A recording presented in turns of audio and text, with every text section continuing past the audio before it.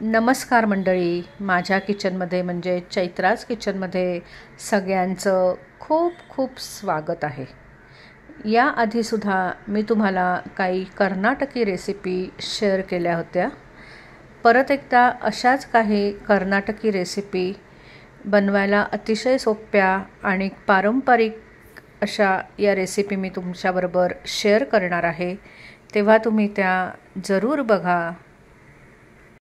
या शृंखलातली पहिली रेसिपी आहे ती म्हणजे उडपी रेस्टॉरंटमध्ये ज्या पद्धतीने उपीट बनवतात त्या पद्धतीने उपीट कसं बनवायचं हे मी तुम्हाला आज दाखवणार आहे.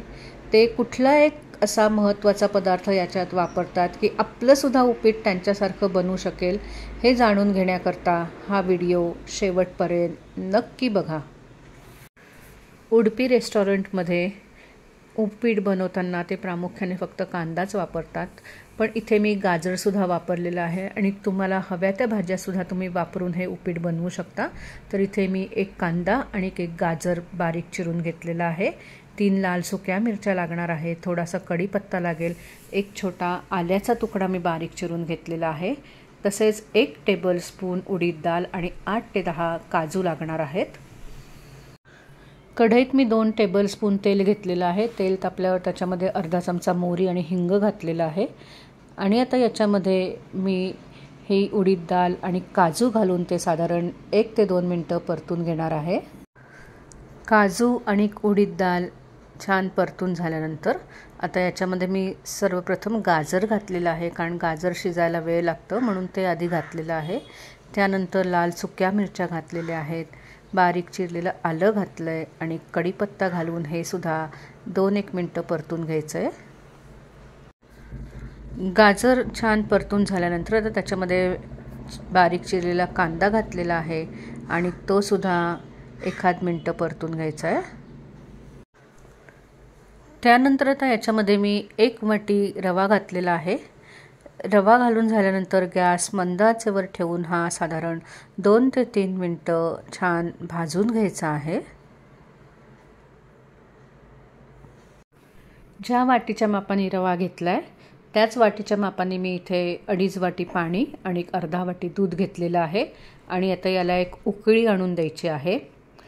उडपी रेस्टॉरंटमध्ये उपीट बनवताना जे सिक्रेट इन्ग्रेडियंट वापरतात ते म्हणजे दूध. पाण्याला उकळी येईपर्यंत आता इथे रवासुद्धा छान भाजून झालेला आहे, तर त्याच्यामध्ये मी चवीनुसार मीठ घातलेलं आहे आणि 1 चमचा साखर घालायची आहे आणि हे छान एकजीव करून घ्यायचं आहे. दूध मिश्रित पाण्यालासुद्धा आता छान उकळी आलेली आहे, तर ते मी आता या रव्यात घालत आहे. सगळं छान एकजीव करून घ्यायचं आहे आणि झाकण ठेवून याला एक छान वाफ आणून द्यायची आहे.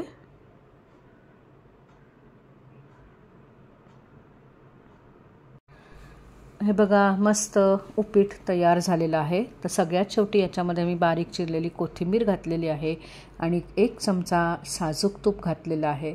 साजूक तुपाने याला छान चव येते. कोथिंबीर आणि साजूक तूप घालून झाल्यानंतर हे मी परत एकदा एकजीव करून घेतलेलं आहे.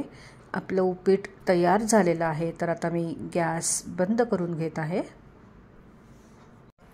मस्त गरमागरम उडपी पद्धतीचं हे उपीट तयार झालेलं आहे. हे सर्व करताना तुम्ही वरनं बारीक शेव घातलीत आणि लिंबू बरोबर सर्व केलं तर हे चवीला आणखीन अप्रतिम लागेल. आज हे उपीट बनवताना मी अगदी बारीक रवा वापरलेला आहे, कारण आमच्याकडे हे साधारण गोळा झालेलं असं उपीट आवडतं. पण त्या व्यतिरिक्त तुम्ही आपला नॉर्मल रवा वापरूनसुद्धा हे उपीट बनवू शकता. तेव्हा तुम्ही अशा पद्धतीने उपीट नक्की करून बघा. धन्यवाद. Bye bye.